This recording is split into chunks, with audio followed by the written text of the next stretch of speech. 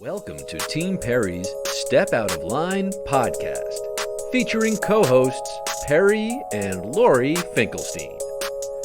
Together, they explore, meet, and share inspirational stories with guests who have made a positive impact in today's world.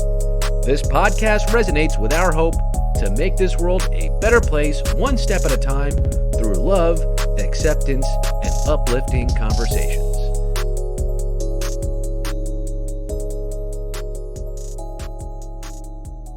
Hayley and I, we love being creative together. We like, we like doing crafty stuff together, and thing just seems like a big. Right. I guess that's how I look at it, and I know that's a very specific way of looking at things. For some people, that who are really in love, they just, that planning a party or an event probably doesn't play to their strengths or what they like to do together. But this happens to play to both Hayley and my strengths, and that's just building something together and being creative together and finding a way to have this artistic experiential ceremony. And it also adds an element of I guess pizzazz, being that Hayley is who she is. Right. When you talk about her, your whole face lights up. Yeah. So she's very sweet. She's the love of my life. Another love of your life, which is Winnie, apparently, who does she feel like you're hers and that's it? You have nobody else? Yeah. Winnie is totally my dog. Hayley did this this mock sort of adoption ceremony when we first started dating. Because she and I we went 0 to 60 very fast. It was very kismet. She was exactly who and what I was looking for, and I like to think the same. Reciprocally, she's great. Do a RAD series. Yeah. Can you explain to everybody who's listening what is that, and how do people get to take part in it and see it and do it? Totally. And thanks for asking. The RAD series is it's got a few components to it. The first component, and the one that's most visible, is the RAD series fitness tutorial. And that's facilitated through my Instagram. Very accessible exercises. So these aren't just like, Instagram has a niche in the fitness community where, we like to watch super athletes do incredible feats that we can't do, but the RAD series is more for your everyday fitness enthusiast. Basic things like squats, push-ups, stuff that maybe we as fitness professionals might take for granted that not everyone knows how to do. And then the other component is the ebook, and that is it has a little abstract about the ebook and myself in the preface. No idea that I'd end up in fitness, and I've been a lifelong athlete, and I played college lacrosse, and fitness was more means to an end at that time. And then after completing my career as a lacrosse player, I kind of fell in love with fitness, and I studied psychology, thinking I'd go into environmental law, and I did a post-bac to potentially become a doctor. But fitness was a great match for me, and I started it. I kind of fell into it when I moved to New York City, not really intending to, and then I just loved that I could run my own business and interact with just some really incredible people. And I think even though it wasn't part of my blueprint of how I would assimilate to New York, I think if I had to do it over again, I do it the same way 10 times over. So I don't know if you know this about Perry, but she is an athlete as well. I didn't. Despite having muscular dystrophy, she's completed how many marathons? This is 9 marathons. Oh my God, Usually that's insane. I pushed her in the Miami Marathon up until about like the 11-mile mark. And as the years progressed, she started getting out earlier and earlier, and she pushes herself and walks in a gait trainer to get up to the finish line. And some years are stronger than others. There's always something going on. Something's hurting her. But she's developed quite a bicep on one arm. One arm only. She's working on the other one. And she enjoys the competition, the cheering of the crowds, the setting of a goal and trying to achieve it. And we had spoken about this in interviews in the past. What happens when you set a goal, you work really hard, but you don't achieve it? Can you still celebrate it? I think that's such a great question. I think about all of the enthusiasm with which I was going into my post-bac, because I thought with all my heart, I thought I wanted to be a doctor. I'm a big advocate in the idea or the notion that we don't always know exactly what it is we want until we see it or until we experience it.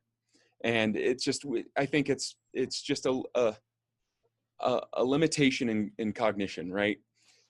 Even the most creative and cerebral people, I think, have a hard time calculating all of the little nuances that come into play when you consider X, Y, and Z. And going back to my example, I think I love the idea of I wanted to get into orthopedics, and I love the idea of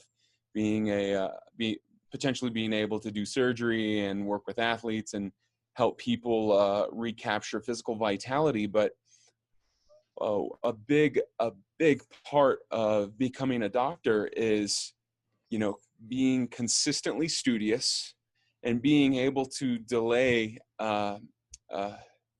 your independence and autonomy until your mid-30s, until either you're, depending on how early. I got started late, so I wouldn't have been a full-fledged doctor practicing until I was, mid-30s at best, and that's if everything wound up. And then one last thing I'll say to that is I find that I thrive best in situations where there is an element of uncertainty. And being on a 10-year career path, knowing exactly how it's going to be mapped out, seems so boring to me. Right. And I don't have that equipment to be able to just knuckle down for 10 years and be like, because it would have been worth it in the end. But I have to be willing to pay that price for 10 years. And that is one area that, I had a goal, and I haven't once looked back in apprehension. Did I make the right decision? I'm definitively happy at where I am right now. Oh, we're addressing the issue of stepping out of line in your life. When have you gone out of what the ordinary path would be, and has it been successful, or do you regret it? Would you say that this is probably a great example of you stepping out of line and embarking on a different path for yourself? I think so. My initial thought when you said that was leaving. I grew up in Austin, Texas, leaving Austin, going to school in the Bay Area, and then back to Austin after school, and then I moved to New York. I think I fell into sort of a rut after college, a 6 to 8 month rut where I wasn't really I wasn't sure what I wanted to do. As I said, I studied environmental justice, which was a major I built at my university, and psychology. And I thought I wanted to get into law. And I quickly realized, and is very similar to wanting to be a doctor, that it was a very linear career path that I don't have the equipment or desire that is needed to pay the price of entry. And while the work would be fascinating, it just wasn't for me. And I think I quickly realized that. And so I fell into a bit of a rut. I was coaching lacrosse, and I was working at a production company. I tried acting and film production for a bit. And then the production company was a startup that actually didn't start up. It went under. And so here I am, I couldn't have had a more successful collegiate career. And, my first real job out of college, it was a failure, and I needed money. So I got a job bagging groceries, and I actually loved it because it was at Whole Foods. I got the job pretty quick. So I was doing that, and I was coaching. And I remember sitting at a table having dinner with friends of mine after graduating. They're like, "What would you ideally do if you weren't going to law?" And I said, "I don't know. Somehow I'd love to get paid to travel." Like a restart. I ended up getting the job, and it was facilitating community service projects for high school students so they can beef up their college resume. And from there, I visited some friends in New York City, fell in love with it, went back to Austin, and noticed in that first week I was kind of falling into a similar routine and mindset. Because what is it? People, places, and things. And, that kind of like certain aspects of whatever that was, whatever was facilitating this mindset of de-inspiration. I remember sitting on my bed, and I'm like, I've been in Austin like 3 to 5 days maybe. And I'm like, I have to move to New York. So I booked a plane ticket. I had a chat with my dad, and he's like, "You got to go for it, man." Oh, wow. And I did. I slept on a couch for about 3 to 6 months. It was kind of on and off, and that's how I moved to New York. And I guess that's what I initially thought of with respect to the idea of not staying on a path, or breaking form maybe. Right. So where do you see your career taking off to? Like, what is your next thing? Assuming, and you can do this before this whole COVID is over, because you're able to do what you do, obviously, online and help people get moving and exercise. So where do you see it going? I love podcasting. I love it. You're good at it too. You have a very nice, easy voice to listen to.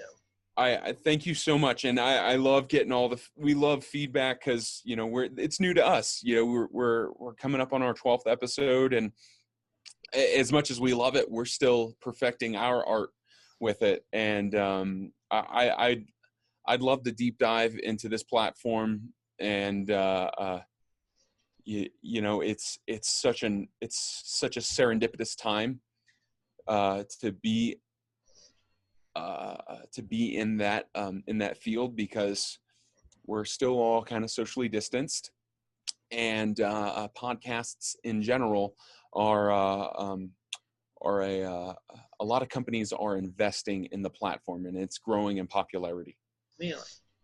Yep. We're waiting to be picked up. Nice way to expand your horizons outside Absolutely. the walls. And if you are stuck, let's say, in a place where you can't get out of, like Austin, Texas, and whatever, wherever you are at now, and I know there's so many people at home, there's a way to get out of your four walls and meet people. And this is just our way of doing it.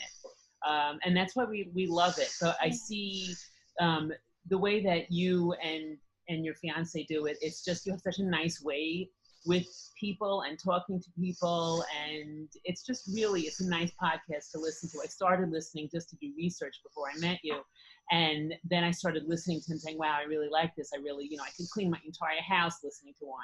So it's just become a really great thing to listen to. So thank you. Perry loves it too. Oh, we're still planning until they cancel it, and we hope they don't, the Miami Marathon, which is January 31st this year. So Okay. we still have to train. I just purchased the mirror. I don't know if you've heard of that. It's, the mirror. Yep. Sure. So I need to bulk up a little bit on top because I'm pushing her. So that requires more. And every year I try to, July on, I try to get a little bit better. So Perry wants to know what marathon tips that you can give us, COVID time training. What could you tell us? I would say to start, don't increase your weekly training more than 10% each week. So, if you're running 10 miles a week, bump it up to 11 the next week, so on and so forth. Is a good rule of thumb. Don't go crazy all at once. Exactly. Ease into it. And as such, I think when you're talking about something like marathon training, you need to find the right balance of consistency and recovery. Everyone gauges this differently. But are you going to be pushing Perry? So I'm and sorry to disappoint you, but I don't run. And everybody who knows me knows I don't run. I push her and I walk it. I power walk it. We usually we start off in the beginning, right behind the elite athlete. So it's kind of crazy. And it's a little scary, we're like right there. And our whole team, we usually run with like a team of like 20 other people, and they end up catching up to us, and then we all cross over the finish line together. Her physical therapist comes with us, a doctor, so we have like relatives, awesome. Friends. It's like a really great team every year. And that is Team Perry. Right, that is Team Perry. That's who we are. We also fundraise at the same time. We raise a lot of money for children like Perry who are ill or have cancer and they need assistance, and that's what we run for. That's what we raise money for. So I push Perry up until the mark, and then I usually go by myself and do it, but sometimes during the years I've actually, people on my team have come over and I said, yeah, I need help pushing just for a little bit. So it's exhausting, and as I get older I find it getting a little harder, but I'm trying to keep up. So a young kid can run a marathon without training, and they're fine usually. But as you get older, you can't do that. You can't recover from that. So that's what I'm finding as I get older, difficulty. I would. One sneaky thing that I think is very helpful is B12 shots. Oh. Having the shots, and you can find places that do these pretty inexpensively. You could get them 1 to 2 times a week, and it really helps with recovery and energy levels. And it's much, and your body responds much more efficaciously to the shot than it does to ingesting it. So I would explore that. I think that's a very natural and reasonable thing to do. When you're talking about doing endurance training, and like Hayley and I, we got one last week, and you can just feel the energy. Like you get it, and it was like, normally it was like 10 o'clock, and normally like we're kind of winded down and getting sleepy, and we're both just like wired and full of presence of mind. Because I need that. Because my trainer came with us last year, and he had IV before. He went the day before. He got like all tanked up. He was the only one of us who had debilitating diarrhea right after the marathon. I was drinking right then. So the rest of us were fine. He was sick like a dog. Just so you know, I know you work with the TRX straps. I don't know if it's the TRX brand. So Perry has them mounted. I'm looking at them right now above her bed, and she uses them with those armbands that you do to hold to lift yourself up and exercise. So she puts her feet in them, and she uses those TRX bands to swing back and forth and to stretch out her hips and legs. So they're kind of awesome. So I see you do a lot of stuff with Awesome. them, and so you can use them for different, for stretching. The feeling of weightlessness helps a lot also. It's very cool. Totally. Yeah.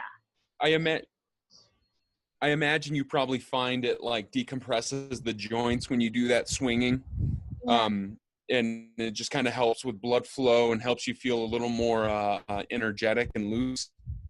Yeah, she loves it. I actually had a question for you guys, if you don't mind. Nobody's ever asked us. I feel like you've you're running marathons, and you started a podcast, and it seems like you're going after some of what on paper might be some of the most difficult activities that that I guess someone in with your condition might have. Like, what motivates you to just like see a challenge like this and be like, you know what, I'm up for it. Like, that's what I want to do. Is it being told that you can't do it, or being told that, or is it people thinking you can't do it that makes you want to do it? I mean, my whole life, people say you can't do this, can't do that, you don't care, and all that. Like, that's just the way it is. But I feel like because everyone that said no to me, I felt like this is impossible. I had to do it. I know it sounds like cliche, but I had to do it to like prove them wrong and tell them like I am like worthy of living my life. So I had to kind of like that. Like, But she said she wants to. It's almost like her life is I will show you how pretty I can be. Right. yeah. She's done that with, I don't know if she would be like this if she didn't have muscular dystrophy and didn't have to fight for everything in her life. If she was just a child who had no issues, I don't think she would have this in her, but she has this fuel in her with everything, with school. Like, if she doesn't get an A or an A+, she's kind of pissed at herself. So, for her to get Dean's List is a lot of hard work, but she just moves on. That's so cool. Let me do my next semester and I have to do just as well. So, but she approaches everything like that. And I don't know, she doesn't get it from anybody in my family, because none of us have that drive or passion, but she does. Like, she's been trying to get an interview forever with The Rock. Okay. How is that? Or Kelly Clarkson. How is that going to happen? I don't know. And we were watching Say Yes to the Dress, and she goes, Ma, I'm going to, message Hayley and see, maybe she can interview. And I said, yeah, Perry, you go do that. And she did, and Hayley responded. So Perry is always a glass 3/4 full person. I love that. Right. So she never thinks that things are impossible. And if somebody tells her something's impossible, she'll make it possible. And if she fails, she'll either just say, okay, I'm okay with that, or she'll try it a different way. I got a lot of no's in my life. Right, she gets a lot of no's. I But try to turn into yeses, or just say, you know what, they don't want me, it's fine. But if you don't, Right. you don't have to be so negative that you just pick yourself up and be like, okay, let's move on. Right. We went for, when I say we, because I have to go with her, I act as her nurse. She went for an interview at a local hospital to work in the marketing department. And, she was a little nervous. It was her first interview outside of like a regular job that people knew her. And during the interview, I just saw it turn. I saw it click in the interviewee's head. And she was selling herself to us. We didn't have to sell Perry. It's why Perry had to work there. She was like, I really want you to be here. This is what we have to offer.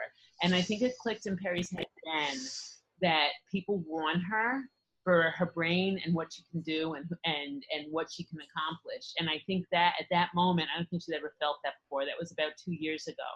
And I think ever since then, she's been really more confident and finds herself being able to do things that she never thought possible. So it's in the perspective, I think, how you look at it. I don't know. It's very cool. Well, it's a double-edged sword. I think of this Robbins quote where, you know, we say we dislike the problems in our life, but we need them because, and I'm paraphrasing, but we need them because they make us who we are, and they give us our edges. Right. Nothing, I guess, and I guess that's the idea, is that nothing is all just a challenge. Nothing is just a challenge or just an opportunity, right? I feel like if you are so resilient and gritty because you have to be, Right. and it has made you, it is like sculpted an individual that is just stubbornly defiant of what other people, of the limitations other people put on you, and I think that's awesome. Oh. And it is I think such a testament to we define our lives not by the resources we have, but our resourcefulness. Funny, I don't, you know, the people say, you know, you only can handle, like God gives you only what you can handle. And I always hated that because I don't believe in that. I think that Me neither. Given, and either you handle it one way or you handle it the other way, you know. Right. That's it. It's really up to the person to see how they handle it. And some days are harder than others, but and Perry's extremely stubborn, and what makes her so great also drives me batty. Like as a mom, it makes me crazy that she's so stubborn. But it also, I have to admire it because it what makes her who she is. So yeah, absolutely. You know, I think you know, right now, like as a 20-year-old, she's done amazing things in her life, and I can only imagine, you know, as she gets older, I can't imagine what she's gonna accomplish. But she has a platform, and people, you know, listen to her and watch her and see what she does and Right. want to support her. So, you know, it's awesome. So and you definitely don't aim low, Perry. right. Like a normal person would just like say, okay, you know. No, but she like aims really high, and some things work out for her. And like, you know, like interviewing you is very exciting for her because, you know, she admires you and admires what you do. So that's very sweet. I'm really excited for this Kelly Clarkson interview whenever it materializes. Me too. we're working on I don't it. know. We're working on it. She's very big with baseball players at the moment. So I don't know how. yeah, they just like, and people like, she's gotten calls, she's gotten emails from agents saying, I have one agent, which was crazy, that she has an actor and she wants him to interview with her. And Perry's like, all right. And we're like dying. We're like, oh my God, this is crazy. Like, we're not stalking people, they're coming to us. That's such an awesome thing. So funny. I want to see more meat posts, more briskets. Look pretty good. You know, I burnt it a little bit, but you know, this was an experience. I was a little nervous for you. Experience is what you get when you didn't get what you wanted.